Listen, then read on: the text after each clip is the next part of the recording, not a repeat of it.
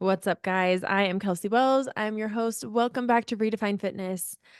Whew.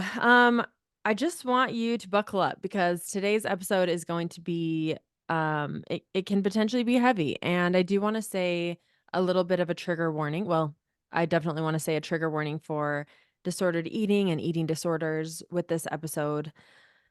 If you have been with me from season one, and if you haven't, I really encourage you to go listen to those episodes prior to this one. But you will know that this is our safest space.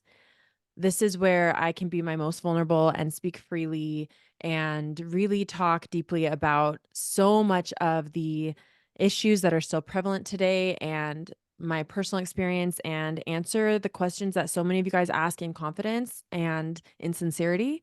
And I don't think it's any surprise or secret that disordered eating is one of those in a very real way. I have with me today a guest who I am so honored to have on. She is a registered dietitian, a certified eating disorder specialist, and an approved supervisor, radically open dialectical behavior therapy scholar, and her name is Kayla Jessop. So she is local in Utah and um which is where I am based, obviously.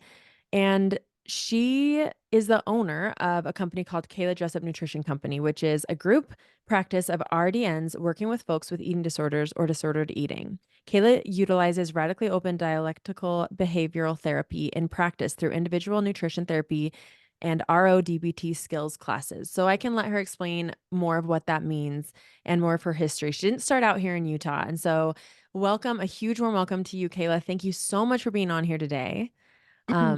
I'm just, yeah, really honored. Thank you for having me. This is such a nice opportunity because you do have such a big platform that this topic, eating disorders and disordered eating, unfortunately doesn't get spoken about enough, in my opinion. No, Um, so I think that this is beautiful that hopefully this can reach a lot of different families and friends, to have more honest conversations with each other. yeah. But yeah. That's the thing. Awareness is so key. And I understand it is hard to speak out on this, whether it's hard if it's personal for obvious reasons, but it's also hard as someone with a platform because you're afraid to do it wrong. You're afraid to have lashback or you're afraid to offend someone or trigger someone. But I can't let that stop me from bringing awareness to such a prevalent and important topic. So, a little bit more before we kind of dive in, I'd love for you to kind of explain a little bit of your bio. So, kind of explain how you got to Utah, all of you, like a bit of your background. Okay. All right. So I actually grew up like 30 minutes away from the border of Utah in Okay. Malad, Idaho, tiny Yeah, town. shout out, shout out. Um, and then did my schooling in Logan, Utah, moved to New York City with my husband. Um, and that's where I did a lot of my eating disorder training. So I was the lead dietitian at a PHP, IOP, and outpatient level of care. So Mhm, different levels to treat eating disorders. mhm. Um, and then we started a family, and I was like, I don't think I can raise children in New York City. I'm scared. So we came back to Utah, and this is where I really officially opened up my group practice. Which Um, has turned into more than one. yeah, I definitely had the intention of having a single solo practice, but I was shocked when I moved to Utah to see the severity of eating disorders in this state. And the numbers were Mm, overwhelming for me. mhm. Yeah, now we have a group practice because we honestly can't keep up with the demand, Man. which is really sad. Um, and our practice focuses on intuitive eating, legalizing food, no bad foods or good Mm, foods. Food is food. We believe in health at every size strongly. yes. So we come from this philosophy and preach that to our clients, and we see amazing progress with their recovery. Absolutely. And those are all things that I absolutely believe in as well from my personal and professional experience. And I think anyone who doesn't, it's it's so interesting to me because being in the health and fitness field and hearing other nutritionists or experts kind of go against those things, I feel like they are remiss in the sense that they lack the understanding of the danger of disordered eating and the fact that I always say this, nothing you could have eaten is as unhealthy for you as shaming yourself or guilting yourself for eating, because the Yeah. psychological toll that these things take is far unhealthier than eating something that is processed or has seed oil or whatever they're saying you can't do, right? So Right. I am so on the same page with you. When I found your profile, I actually do want to talk about like how we kind of got connected. So Yeah. I always share a lot of resources and assets around Eating Disorder Awareness Week, which it is. And this year I felt really strongly I was finally not traveling, and I have some team members with me here who are based in Australia. And so I wanted to try to do something in person. We decided to organize an in-person awareness event. And I knew that obviously I needed to partner with a mental health expert who focuses on disordered eating to really be the voice for that and carry the message and help me raise that awareness. And we went through Alliance for ED's Instagram page and then website, and they have a register of practitioners in every state. And we are looking at the many practitioners based in Utah, and you stood out to me for a number of reasons. And reaching out to you, and then we were able to meet and have a conversation. And I just felt like we were so aligned in our content and our messaging, and I just feel like the stars aligned. So I'm so grateful. And Kayla will be at the live event, which is sold out. But if you're local to Utah, I would encourage you to come. And yeah, so we planned that event first. And then I realized obviously it's only a very small number who are going to be able to hear from you there. So I needed to have you on the podcast to kind of speak about similar things here, but also go a little bit deeper because we have as much time as we need. And Yeah. again, like I said, this is my most sacred, safe little space with my Brandon to talk about these important but tender things, if you will. So, okay, so if you've listened, you know that I've opened up here on the podcast about my personal experience with disordered eating and eating disorders to an extent. And I've always said that I've never been diagnosed with an eating disorder. And I think simply because I never went to anyone to talk about that. Um, when I was struggling at my worst and I was aware that I was struggling, I also was still holding on to some very sad, toxic stigmas that if I went to seek help, I would be a failure, or that I should be strong enough to handle this alone. Or obviously the phases of denial where I felt like, it's fine, you know? So I, um, Kayla and I talked previous to starting this episode, but I kind of wanted to fill you guys in. I have written, no shock to anyone, a poem about my experience. I actually went to kind of sit down about 6 months ago and put pen to paper on my own personal history with these things because it's so broad and scattered throughout different phases of my life. It's looked different throughout different phases of my life. And that came out in a poem form. I didn't want to share that just myself because I felt like if I was going to share those actual symptoms and things that I have gone through, I needed to do so with a professional who could really help me talk through these things. And I also felt like if I could do this publicly instead of just going to therapy and doing this, essentially having a live therapy session for all the world to hear, it would have very, very much helped me and reached me at various points in my journey to help me understand that certain behaviors are indeed not healthy, and also help me understand that obviously bring that awareness, but also help me understand that there is nothing to be ashamed of. So this episode will be heavy, but I hope and I know that it will also be uplifting because there is always help and healing. And so I'm going to read, this is the first time Kayla's heard my journey. So she's going to, um, I'm going to read this poem. It's long, it's not memorized, but I'm going to read it to her and obviously to all of you. And then we're going to talk through the pieces of this that she would consider, um, either disordered eating or that she might have said at that time, oh, that would be an eating disorder, what the difference is between those things, ways that I could or should have gotten help. And we're just going to have a very organic, genuine conversation with each other in hopes that it can help bring that awareness and help anyone who sees themselves at any point in my own journey. So, whew, anything you want to add before I dive in, Kayla? I just think it's really amazing that you're doing this. I think it's brave. I think it's vulnerable. And I think those are things that often stop people from calling people like me. Is even having a 10-minute call with me is sometimes so scary, Mhm. that they don't do the call, and then they put it off for another year or Mhm. decade Mhm. before they get help. So I think this could inspire a lot of people.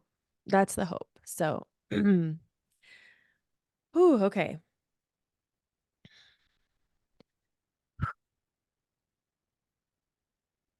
16 years old, junior year, homecoming night.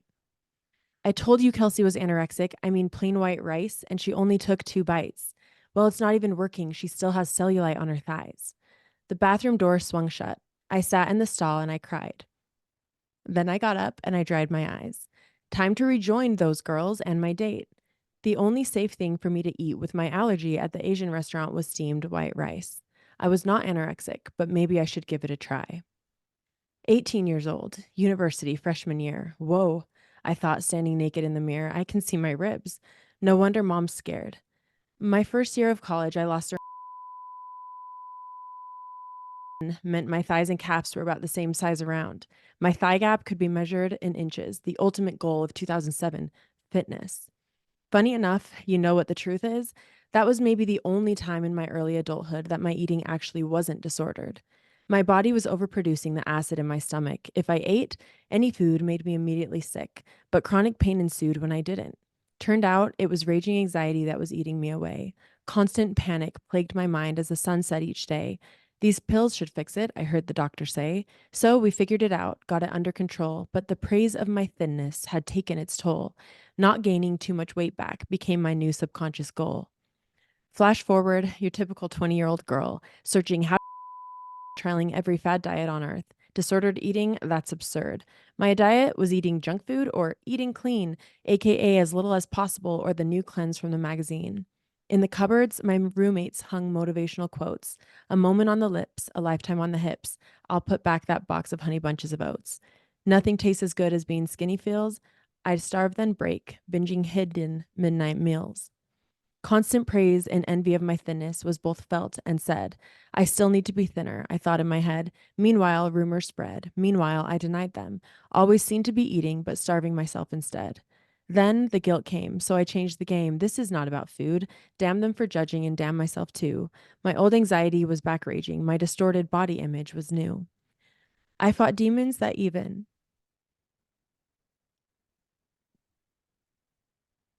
my closest people knew nothing of. So much of my world fell out of my control, but I'd be damned if my eating was. I will teach myself discipline and prove that I'm enough. If I cannot eat any sugar for a month, that means that I'm disciplined and worthy of love. So I cut out all carbs, even fruit, for 60 days to prove to myself and to God I'm okay. I gave up cold cereal, soda, then fries to show God my willpower and earn blessings on high. The goals were empowering, that is, until I failed. And I'd have to start over, but be harder on myself. I learned hunger is vicious. Why am I so weak? Not physically, well, that too, but my willpower, I mean. The cycles continued, and little did I know, controlling my eating was putting food in control. Constant battles in my mind were taking their toll. Turns out hating your body hurts deep in your soul. Flash forward. I'm married. Life was beautiful and good. He loved me and saw me and my body in ways I never could.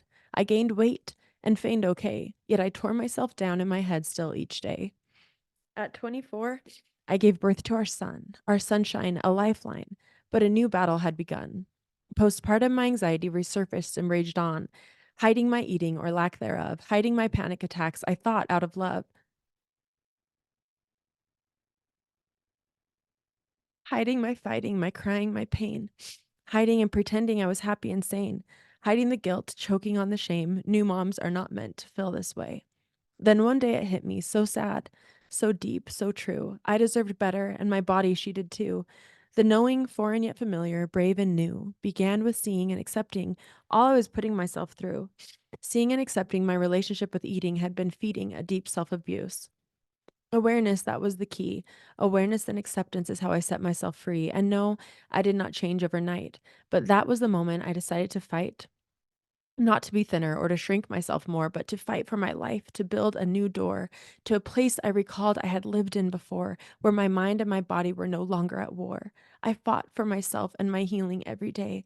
I fought to believe what my husband would say. I fought for our son, who I vowed would not see me, seeing myself, treating myself, beating myself up this way. Through exercising for the first time to help myself heal, through eating and enjoying every bite of each meal, through realizing not every thought that I think is the truth, through relearning to love me and shift my internal view. And far before my body composition shifted in the mirror, I began to feel better and see myself clearer. Moving my body from love and not fear, the epiphany of exercise for empowerment, it led to my career. And while I would love to tell you my disordered eating struggles end there, that isn't the truth. And that wouldn't be fair. Turns out comparison always leads to I'm not enough. And it's difficult having your body so publicly judged. Are you pregnant? Repeated in my DMs each day. No, but we're trying, I wanted to say. By 2019, I had come so far, but began holding myself to an impossible bar. While I never returned to starving myself, I began macro counting in the name of my health. It was helpful and empowering even at first, then somehow it shifted to being tied to my worth. Extreme obsession in the name of discipline. I'd restrict, I'd restrict, I'd restrict. Then I'd binge. Each time, promising this will never happen again. Each time, my budding confidence began waning thin. Sometimes I wish healing was linear, but it's not. Yet each time I struggled, I rose stronger because I fought. Fought again, fought to stay in that positive place. Fought to feel, fought to heal, fought to rest from the race. Fought to find peace of mind. Fought to take up space. Fought to balance the grind, fought to give myself grace, sought out help, sought out tools, sought to dismantle old rules. And those small daily efforts, they are everything. That's enough. My life, it is precious, and turns out it's predicated on the small, simple stuff, on allowing it all, on resting when I fall, then standing back up. Thoughts arise and feelings flow. Both these come and then they'll go. Underneath it all, it is crucial, I know. I, I am neither, and I am not my body either. I have a heart, and I am a soul. At 34, I feel I am finally free. I'm sitting in a cafe drinking coffee with cream.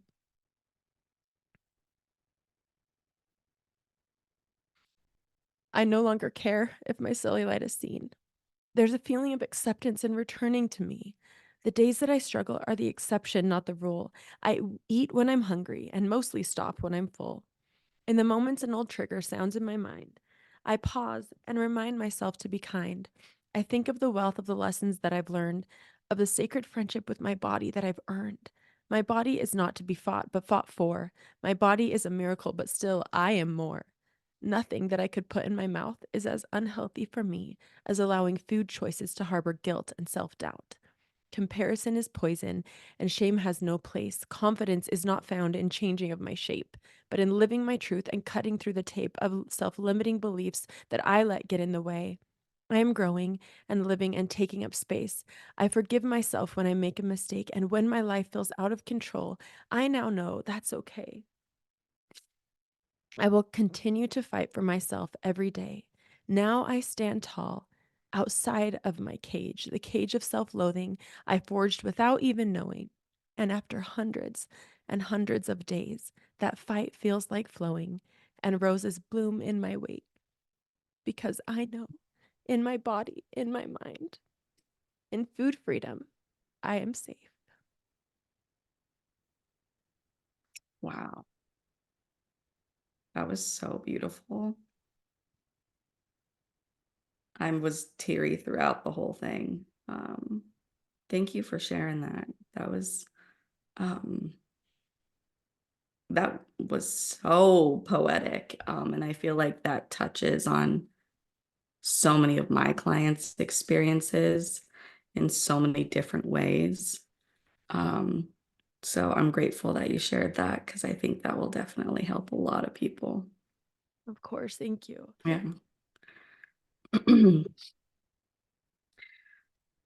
So now do you want some of my thoughts as like as a dietitian type of thing? I would love that. And I think the poem gives such a brief tip of the iceberg, Right. mostly filtered view. But I think it's so important to kind of go through the fact that my struggles with eating, they transformed throughout different phases of my life. And sometimes, at least for me, I think when it was the unhealthiest and when I was really doing very unhealthy things to my body and truly starving myself or really binging, it actually wasn't about food at all. And I now know that that's normal, but because I think in my head it had shifted from, early college, the need and the want to be thin and to be praised for my thinness, because it had become about control, and I called it discipline, and proving myself to um the higher power that I believed in at the time, who I now believe my higher power would never want me to do that, right? But back then, it's like I thought because it wasn't stemming about how my body looked, it couldn't have been an eating disorder or disordered eating. It was about controlling the things that I could control in life, which in a time where I felt very unsure and scared about a lot of other things. I felt a very severe loneliness at that point in my life. My husband was serving a mission for our church at that time, and I couldn't speak to him. And I wrote him letters, but obviously not about any of that stuff. And um,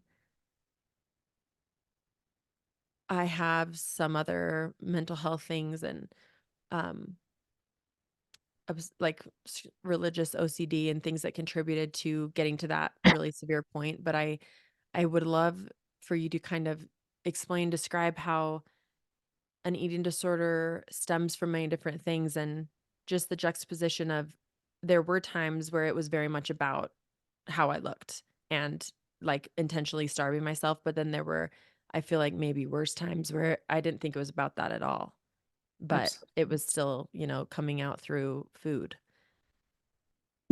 Which ultimately leads to similar outcomes, whether it's appearance based or control based. The outcome is very similar, but people engage in disordered eating or eating disorder symptoms for a wide range of reasons. But I think what you're hitting on is what a lot of people sense is when your life feels so out of control and school's not going well or work's not going well or you're going through a breakup or when life isn't stable, stable, um, then sometimes it's easy, air quotes, to focus on something that you can control, which is food. Food is a part of our everyday life. Typically 6 times a day or more sometimes. Hopefully. Yeah, we're encountering food. And so if your anxiety is really high because X, Y, and Z isn't going well in your life, by controlling the food, whether that's restricting it or using other eating disorder behaviors, it can almost like have that relief of like, okay, well, something in my life is going better. I'm controlling something. And then it can definitely get into a habitual cycle, which could then lead to some pretty negative outcomes, both mentally as well as physically. Yeah. I think something else that you hit on in your poem that really stood out to me was um, the praise of thinness. I think we live in a society that greatly values appearance. And we've seen, swings in how it's marketed. Maybe Yeah. before it was thinness and now it's fitness and being, in shape, in, having a certain toned look. um, it went from, do a diet to let's focus on wellness. It's all the same thing if you're obsessed about it. So which I've learned very much, on both ends of that with the 2000s diet culture, and which I spent a lot of time trying to dismantle. That's where my brand Redefine Fitness comes from. And yeah, I just feel like the rhetorics that sold fitness for decades and even still today are wrong. And it's about helping women understand that. I think exactly like you said, when I really go back to like when did it start for me and why, it was truly I didn't care about seeing cellulite on my thighs until I overheard some girls making fun of mine. And then, right. of course, I'm hyper fixated on that. Yeah. And, you know, it was like that was the first time where I thought, wow, I should starve myself because, and um, I mean, I never spoke about that experience to anyone, not my mom, not my sisters who I was very close to. It hurt me so much. Yeah. Um, and I do know that if I had, they would have helped me. Um, because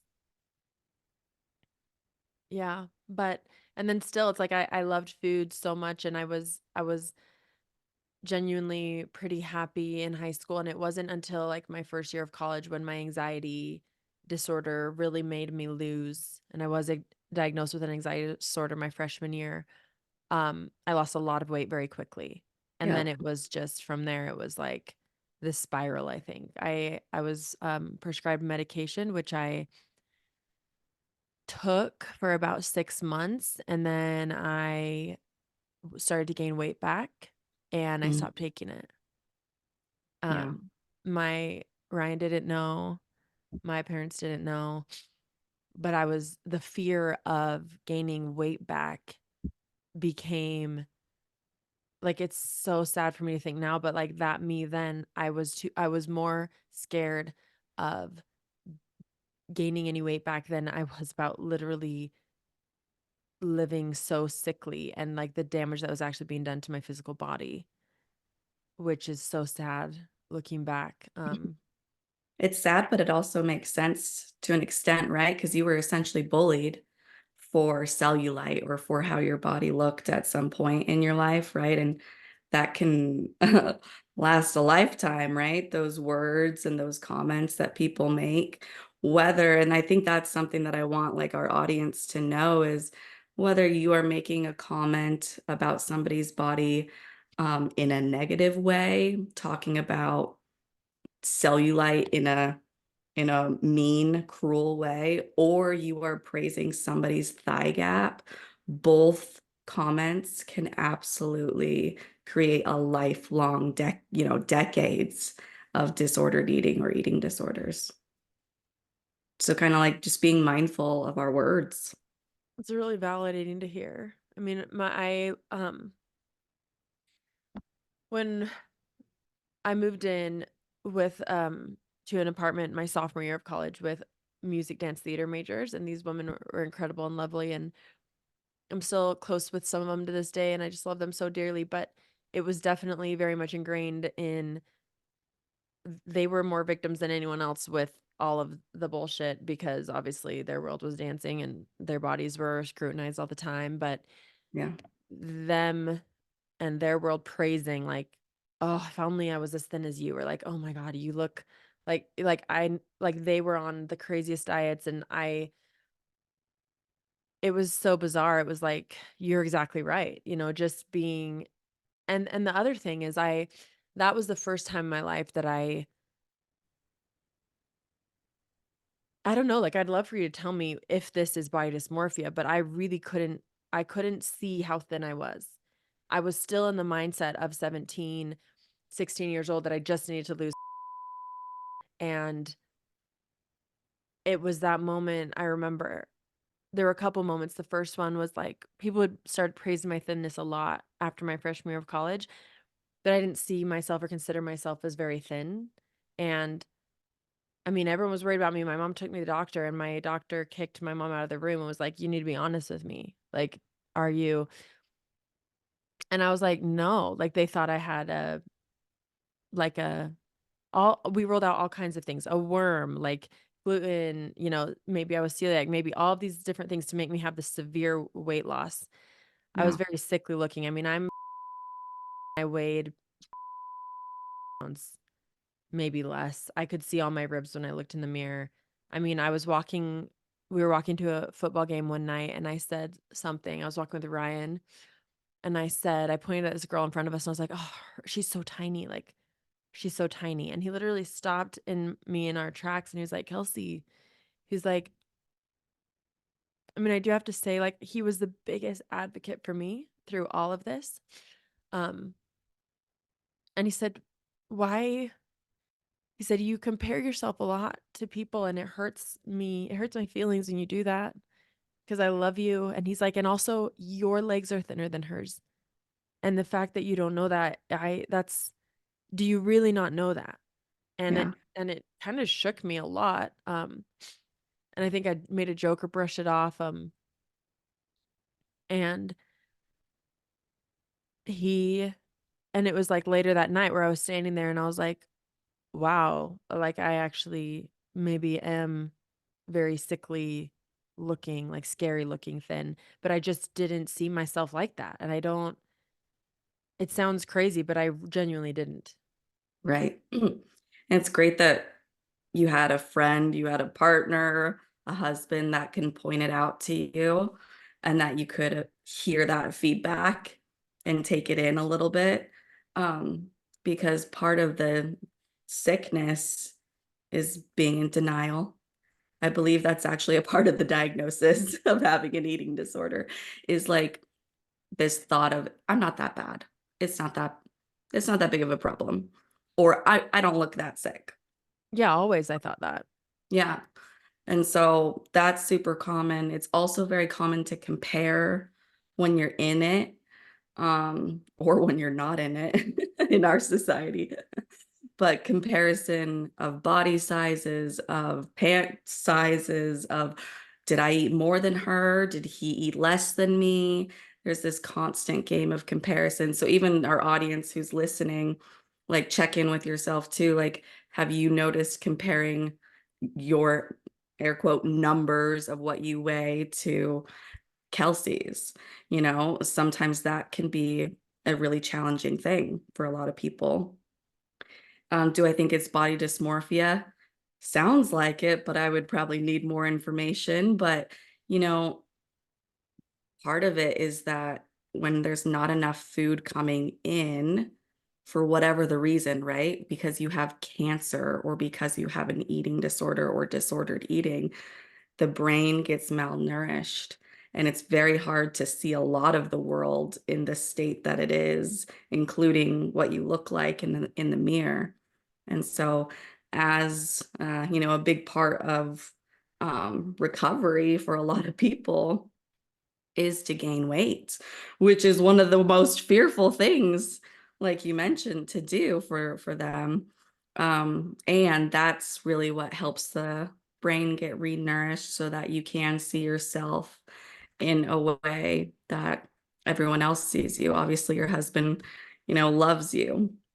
And so he was trying to show you that then. I imagine he shows you that now, right? So it's like, um, it's scary to weight rehabilitate. I hear it, I feel it, I do it every day with my clients to try to encourage them and know that your body image or how you see your body most of the time gets a lot better as you gain weight or when you're done gaining weight, which seems mind-blowing for Because you're people. actually malnourished, like your chemical brain is being affected.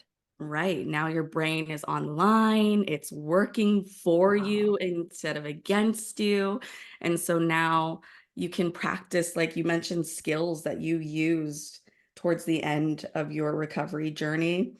Um, and I'm aware of imagining that was probably easier for you to do because you were more nourished towards Mm. the end, accessing skills and being able to respond flexibly to to different situations is incredibly difficult to do when you are not eating enough. That's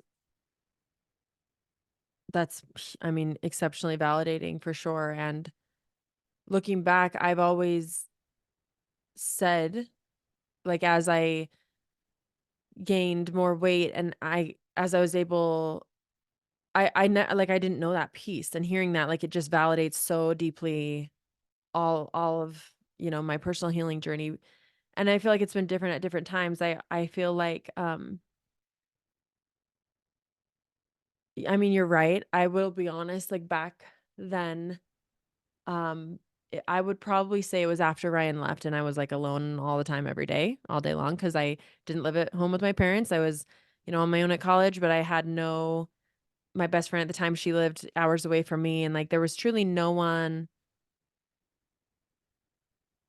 Like, I used to think about the fact that, like, I would go hiking by myself, um and I used to think about the fact often that, like, if I disappeared, I don't think anyone would even think to look for me for 4 or 5 days. I don't think any soul in this world would notice that I was gone because, um, I didn't have anyone that spoke to me every day, and, um, the person I had was a world away, and, Mm, um, I had people in my life that loved me, but it's like I isolated myself just as much, it was just. right.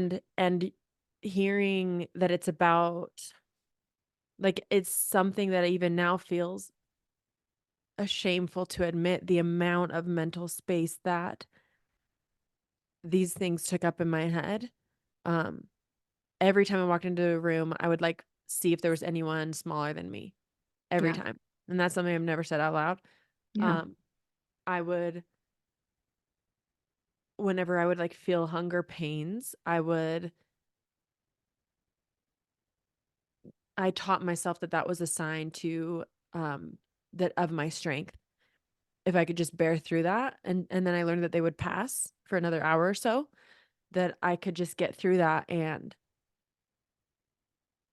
um, then I was stronger. Um, but thinking about eating or not eating or how many hunger pains I could go through until I gave in and ate something like this was f hours of my mental space every day. Yeah. Then flash forward to, um, more recently, right pre-pandemic, like 2019, when again, I didn't think at the time anything was wrong or that I was struggling. Looking back, that's the second time in my life where, like, truly, I mean, I was macro counting and I thought, of course I don't have an eating disorder. I'm not experiencing anything unhealthy or disordered eating because I'm eating. I'm not starving myself. I'm not doing that to my body. But it was the intense obsession. Like, I Right. had to hit my macros to the gram Right. every day. And then when I was prepping for, like, a shoot or filming for my career, I would go even harder and I would say, okay, I'm going to hit my macros, but also I'm going to go in a slight deficit, which, if I'm being 100% honest, for the amount of activity I do. And even though I'm like, I'm not starving, I'm eating 1,500 calories a day. Well, when you're burning that many calories a day and your total daily energy expenditure is that high, that actually was probably starving myself. Yep. But it was the amount of hours every day that I would obsess over what I was gonna eat next, measuring out every increment of everything I put in my mouth. If I took a Mhm. bite of Anderson's snack, like, that was going in my Fitness Pal, and it was like, before a shoot, it was like, not only did I have to hit my macros, but I had to hit them by only eating, like, green juice and protein shakes Yeah. and almonds. And it became so obsessive, but I also thought, "Okay, this is my career. My body's being scrutinized by the whole world. I'm gonna, um" like, I know that the women that I train, I would never, like, if somebody that I love told me that they were doing this, of course that wouldn't be healthy, but they're not a fitness professional and they're not held to this standard, and I'm aware and I'm fine and I'm fine and I'm fine. But, um I don't know, it doesn't feel fine. And then the problem was the more obsessive I got and the more disciplined I was, I eventually broke and I started to binge. Yeah. And I didn't think that it was binging because I wouldn't purge. But I mean, there were times I wasn't eating till I was like a little bit too full. It was like if I ate something that I wasn't supposed to, or if I blew my macros, then I would eat myself sick. Right. And I would eat anything and everything I could possibly think I'd ever crave the rest of my life because by Monday I was never ever going to eat it ever again. And it was this very like finite mindset and I wasn't enjoying anything I was eating and I was doing it. Like I would Yeah. hide it from Ryan. And I just hated myself as I was doing it, but I just thought, oh well, if I'm not throwing up then I'm fine Yeah. because I was taught that, there was anorexia and there's bulimia. So like I'm good, Yep. but I don't think that's the case. No, right. Because it still weighs on you so heavily. And I hope that's when people are listening to this, also considering like how much time do you personally, whoever's listening, spend thinking about food, exercise, your body, because you mentioned the hours, right, of your day that would be spent, regardless of the symptoms. It's super normal for people struggling with disordered eating or eating disorders to go from restriction to binging to purging to overexercising to laxative abuse, etc. I did that as well. Yeah, and so sometimes people get confused because they're like, wait, I thought I was just a restrictor, which unfortunately our society puts on a pretty high pedestal. Versus binging, people do feel typically a lot more shame around. But the way I like to see it is your body was keeping you alive when you probably weren't keeping her alive, type of thing. Your body was like, okay, if Kelsey can't get in enough, we're going to take care of her and we're going to make sure we get in enough to keep her functioning, to keep her moving, to keep her organs running.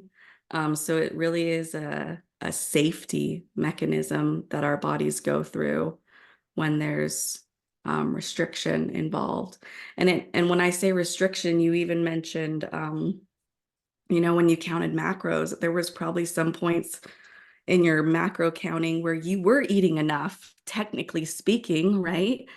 But there's a big difference between physical restriction and cognitive restriction, meaning I would like some ice cream after this call. And if I cognitively tell myself I can't eat it, I shouldn't eat it, that is restricting yourself. And that can definitely lead to binges too.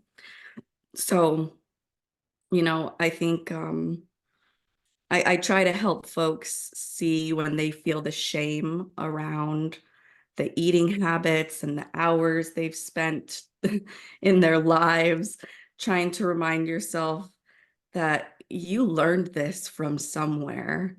And you probably learned this at a very young age, especially if you grew up in the US. I mean, I think the statistics right now are 80% of 10-year-olds are scared of getting fat. So instead of being like, oh gosh, I suck, what's wrong with me? Thinking like, wow, the culture we live in is pretty darn toxic when it comes to body sizes and food, and trying to maybe put the emotion of maybe anger towards that messaging that we've all received that really does mess with our mental abilities to feed ourselves. Yeah. And I have become aware of that at different points in my journey. Like I do know that I'm a victim of all the TV show, like there, I mean, just going back to what normal, the things that were included.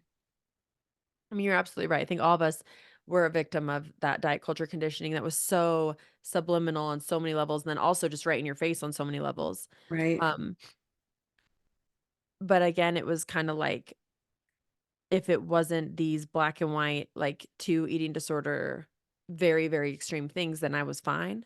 Hmm. And based upon like those, my own things that I just described to you, like if I had come to you during that time in 2019 as your client and said all of that, like what do you think that I would have definitely had disordered eating or an eating disorder? Or would it have been like, because I genuinely thought it was fine when I Right. was in it, you know? And most people do think it's totally fine. Also, because most people get validation that their behaviors are actually a good thing, not even from family and friends, from doctors Yeah. that, we all look up to. They have so much education. And a doctor just told my client yesterday that she's totally fine when she is anything but fine right now. So to go back to your question, what would I think? I would think you would have disordered eating, and their line between disordered eating and an eating disorder is so bloody thin because the only difference really is the severity. Mm-hmm. So it's like, okay, how many times are you binging a week type of thing? Mm-hmm. And if you meet a certain level, then it becomes a diagnosed eating disorder because the symptoms are the same. And I really want to encourage folks to get help whether they have an eating disorder Exactly. or disordered eating, because suffering is suffering. And you know what? When I get folks who have disordered eating come to my practice, they get better much quicker than folks with full eating disorders, and they can get back to their life Yes. um, quicker. So, just a strong encouragement to not wait until that fine line is crossed. Get help now. Thank you so much. I think that was exactly what was hoping you'd say, in the sense of like I know that it was such a steady line. Um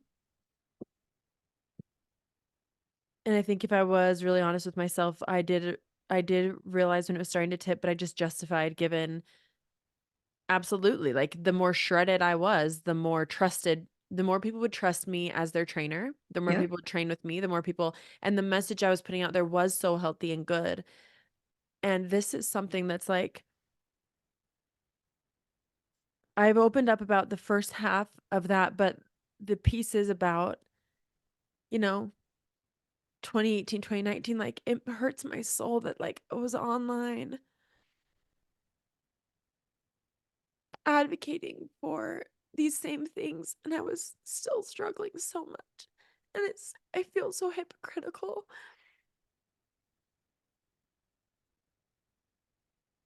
but Mm. I just made myself the exception in my head, you know? Yeah. Um, my intention was never to be dishonest with anyone. And I believed so much in my heart with all the things I said. And then I realized that I was starting to become a lot harder on myself. And it was the confidence that I had gained in my healing the first time, you know, in early marriage and early motherhood, it was slipping. And I was starting to be very, compare myself again. I was starting to pick my body apart again. I was starting to become super obsessed with comparison, with food, with all the things again.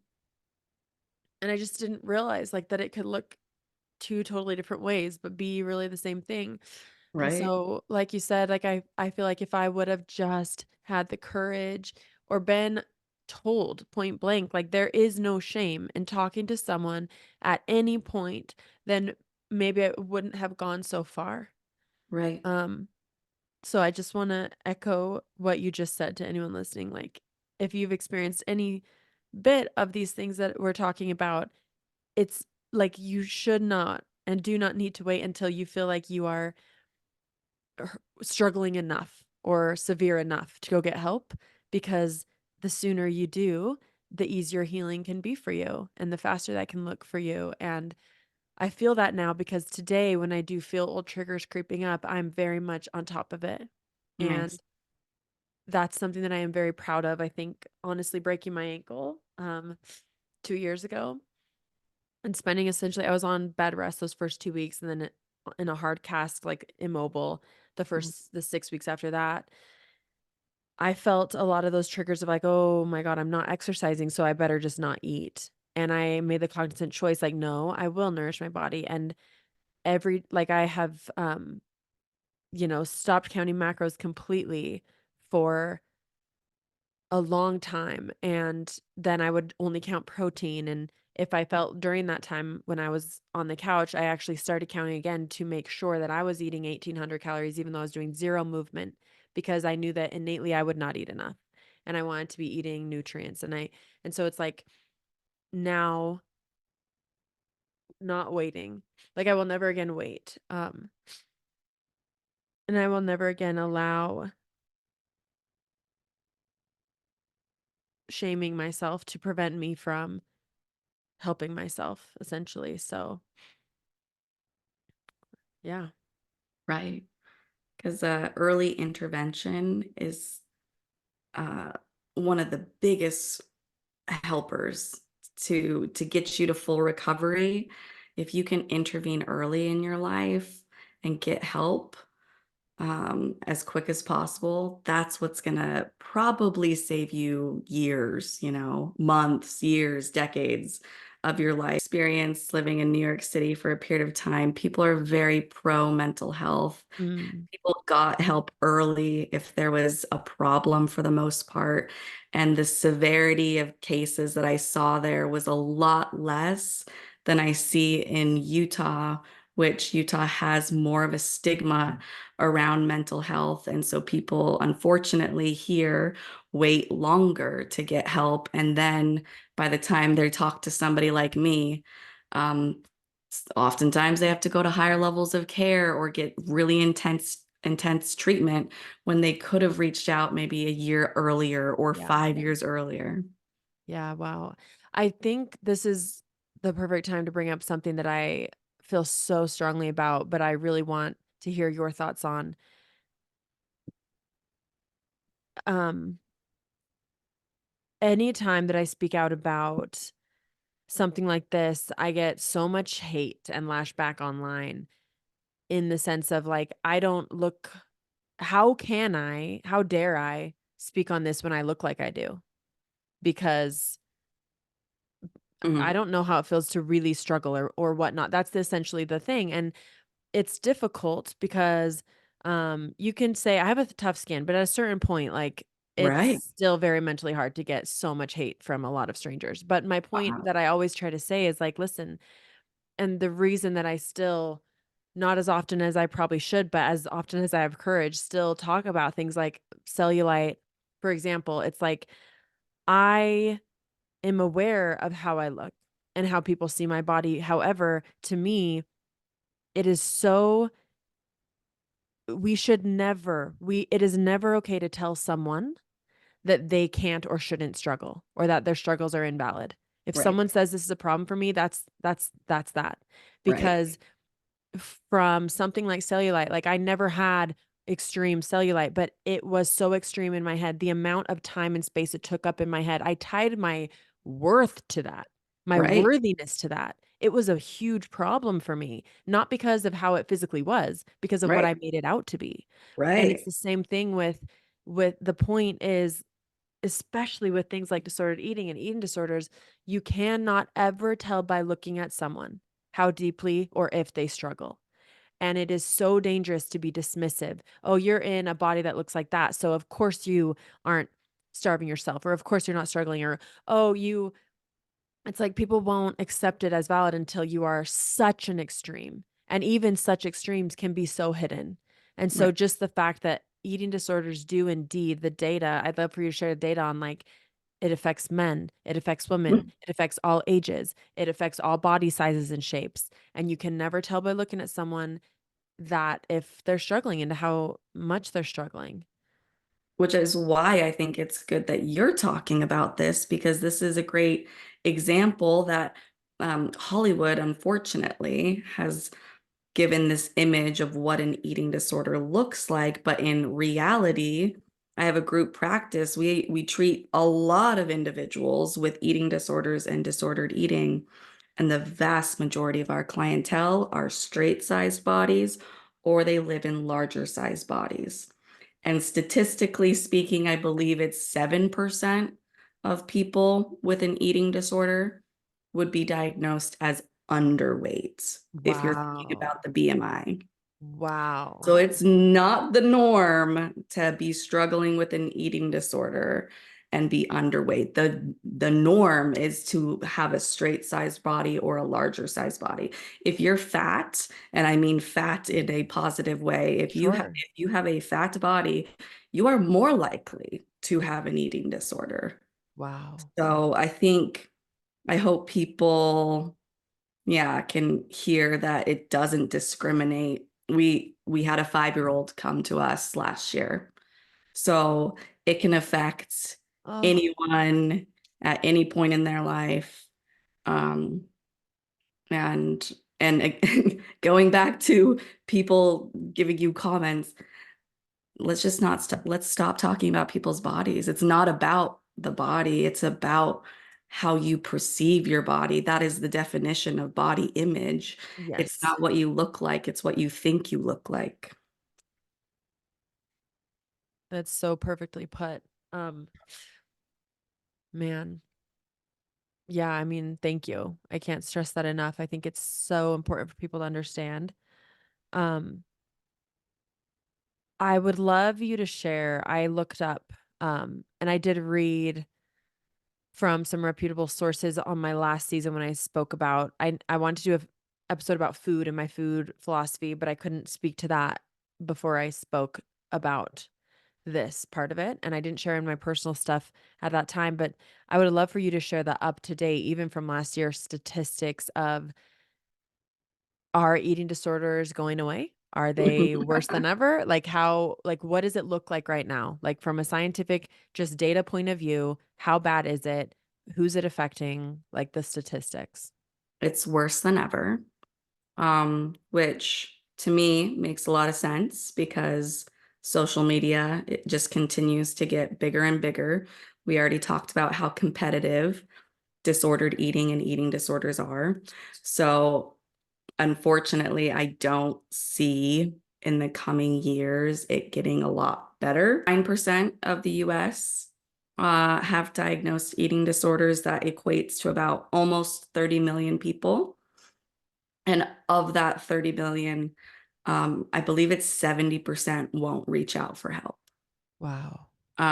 which is really devastating. And it goes back to what we talked about with mental health stigma, misconceptions of, do I have an eating disorder or do I not? Like, look at my body type of thoughts. Misdiagnosis is a large part of it, a large part of the problem. People in larger bodies perhaps go into a medical weight loss facility and not getting diagnosed. Mm, There's a lot of problems, but it's continuing to increase. I mean, I think during the pandemic, hotlines like Nita's hotline increased over 100% of calls coming in because it's just we kind of talked about how eating disorders are isolating. You're hiding, it's secretive, and then put COVID on top of that. yeah. It's a mess. Yeah. And to those who would say that this is silly, or like there's bigger problems, or like so many people minimize this, Mm. um, especially when it's not super severe. But the statistic that shook me and really made me decide to speak out a lot more vocally on my platforms about this, and was that I read, and please correct me if I'm wrong, that eating disorders have the highest mortality rate after opiate abuse for all mental Correct. health. Is that true? That is true. Yeah. And it's so deadly. And I've seen it in both ways, unfortunately, where this isn't just a mental illness that leads people to commit suicide. It's also physiological and leads people to have a heart attack or die from medical complications.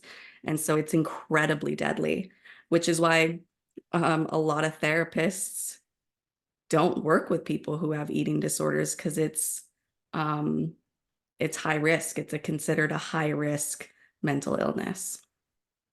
But they need the most help. It seems cruel.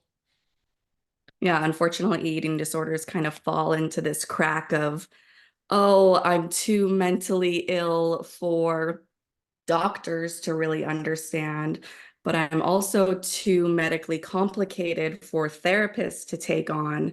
And so um, it's not good. Yeah. It's very sobering. It's very sad. It's And very it sad. makes me so grateful for people like you who are doing real work to provide real help for these millions of people that need it. I, of course, like I said in my poem and whenever I speak about this, the most important message I want to communicate is that it's never too late. Do you Yep. believe that? It's never too late. Never too late. I'm thinking of so many clients right now who thought their life was basically over. Kayla, I've been doing this since was 10 years old. They're 40s, they're in their 50s, they're in their 60s. They can turn it around. So can other people. But I love that. And before I ask you on like tangible tips and steps to start seeking help, I want to ask you something. Um, I'm a mom to a boy. I know that eating disorders don't discriminate with girls and boys. He's almost 10. And I'm also an aunt to beautiful nieces. Mm. Um, and Mm. I I want to know for myself as a parent and as an aunt, but also to anyone listening who has young children, young girls that they're raising, what signs do you look for? Because unfortunately, as you said, the statistics are showing that it's affecting 10-year-old kids. I mean, it's younger and younger. So, what signs do you look for in the young children? And also, when you do have a young girl making comments on her body or wanting to stop, not eating, Mm. what do you do particularly for that next generation? Like, as someone who is part of raising that next generation, what do you look for? And then how do you help them at that age to redirect so that they don't get the same rhetorics that we were? Right. I think the best way is to model. I try and encourage parents to model for their children um, what they hope to instill in them. So, meaning like trying to be mindful of how you talk about food in front of your children. Are you using words like this is bad and this is good and this is healthy and this is unhealthy and you can't have the Oreo until you eat X, Y, and Z? Because those are putting concepts in children's brains of what is good and what is bad and setting rules around food. So I think a lot of times my advice to parents is just checking in with yourself and seeing what types of messages do you maybe say that you have no intentions of harming or, you know, Sure. giving bad messages to your kids, but your kids are listening and they're watching you too. So being mindful of your words, being mindful of how you talk about other people's bodies, like we mentioned earlier. Um, those I would say are the biggest things. Model what it's like to eat normally with your kids, eat with your children as much as you can, so that they can see what a normal breakfast is, and we can talk about these options of ways to get help too. Yeah. Um, but I think modeling is my number one advice. So if you are doing your best to model, and man, like I gotta say, just hearing that, it's interesting because I'm really trying to think about how I parent. I'm obviously very conscious of this. And with Anderson, I mean, I definitely have tried to teach him that it is wonderful and great. Like it's about nourishing your body, right? So it's about eating nutrients, and we always have treats and we have them together as a family, and that's a fun and good thing. But then I also feel like but he has to get his nutrients, like he needs to eat. But I've said things like, okay, yeah, if you eat your like eat your nutrients first and then you can have a fun treat. So then like, but is that wrong to say like that he needs to eat, his chicken and rice and whatever we're having for dinner and then he can have the chocolate muffin, is that problematic? I think it depends on the family. I don't think, one Yeah, it size depends on the fits child. all. Mhm. It depends on the child and the situation. For the most part, I like to steer families in the direction of let's put all the food out on the table at once, including dessert, Mhm. and let the child pick what they're going to be eating, and the parents zip it when it Wow. comes to what the child is picking, because with time, children like to be like mommy and daddy, or mommy and mommy. And so they will start to see, oh, interesting, mommy puts chicken on her pasta too, maybe I'll try it tonight, even though maybe the Wow. child hasn't tried it for the past 3 nights. But they will learn. Wow. So because once we start giving little comments around, like, let's not eat the muffin until later, or let's not have the dessert until after, or we have to eat this first, it Mhm. still is smuggling in this concept of good and bad type of thing, Yeah. even though it might not be our intentions. And then Yeah. what happens is kids sometimes are like, ooh, maybe I just want the muffins, and maybe I'm gonna wait until mommy and daddy or leave, and I'm gonna go Yeah.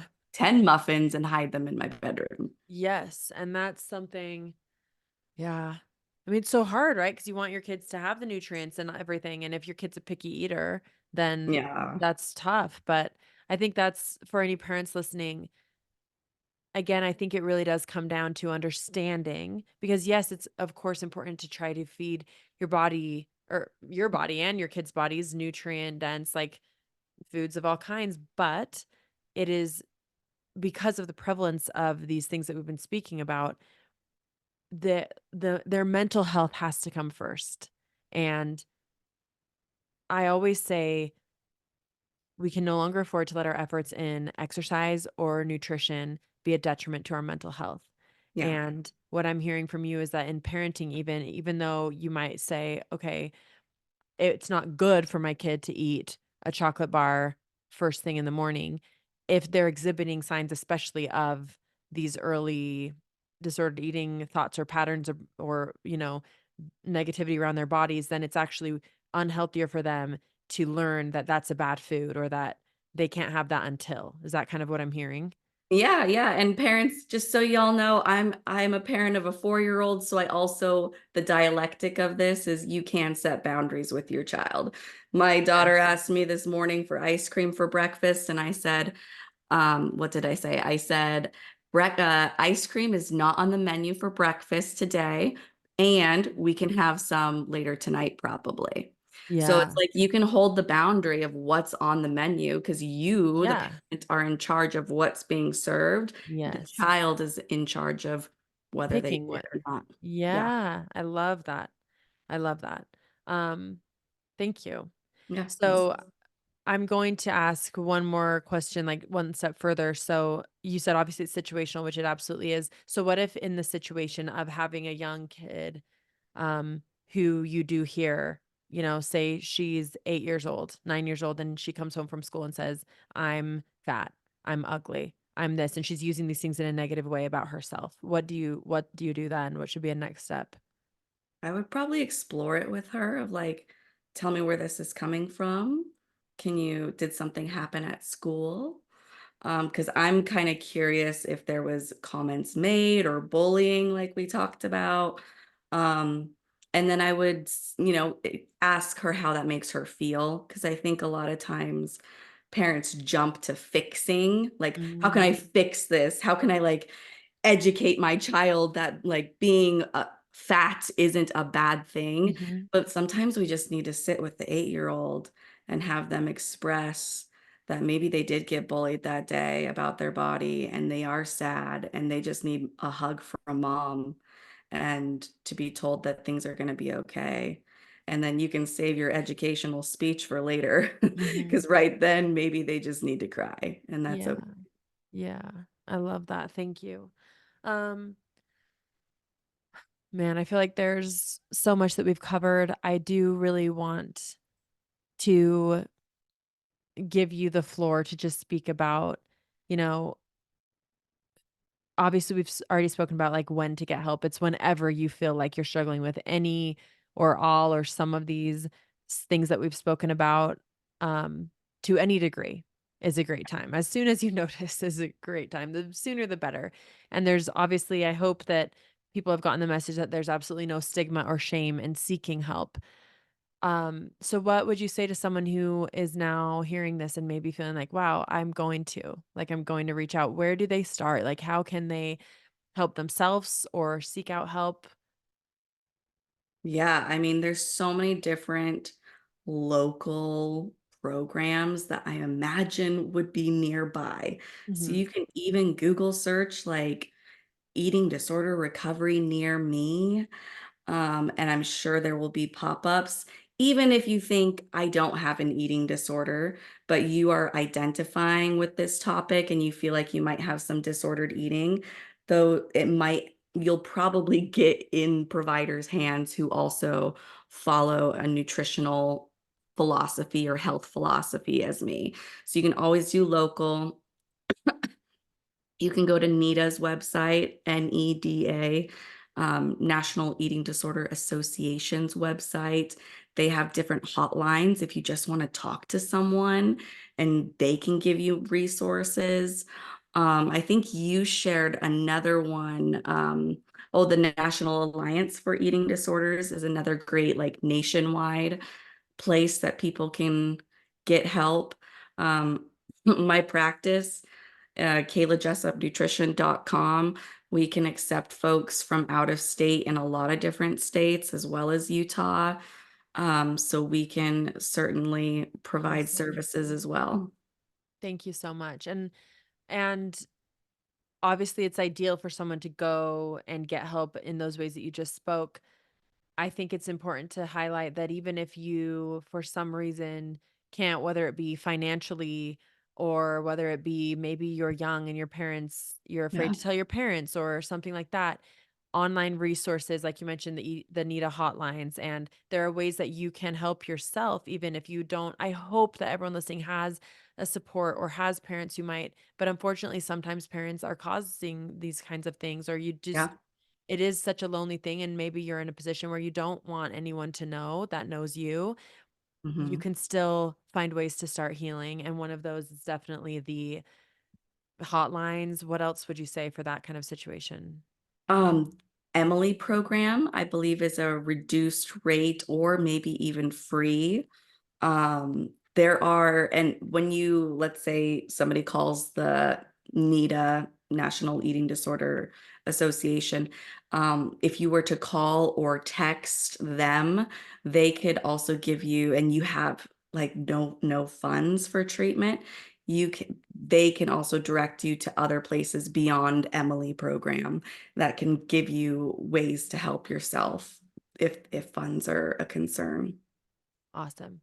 Thank you so much. You're welcome. Man, well, I feel so grateful for your openness and willingness to chat through this, and I feel very validated for my personal journey, and also very hopeful that, as I mentioned in the beginning, anyone that can see themselves or their own struggles in any piece of what we've spoken about just knows that, first of all, they're not alone, that it's never too late, and that even though this is a more prevalent of a problem than ever, there are a lot of resources, and having that awareness is the first step. And so to do that, they can.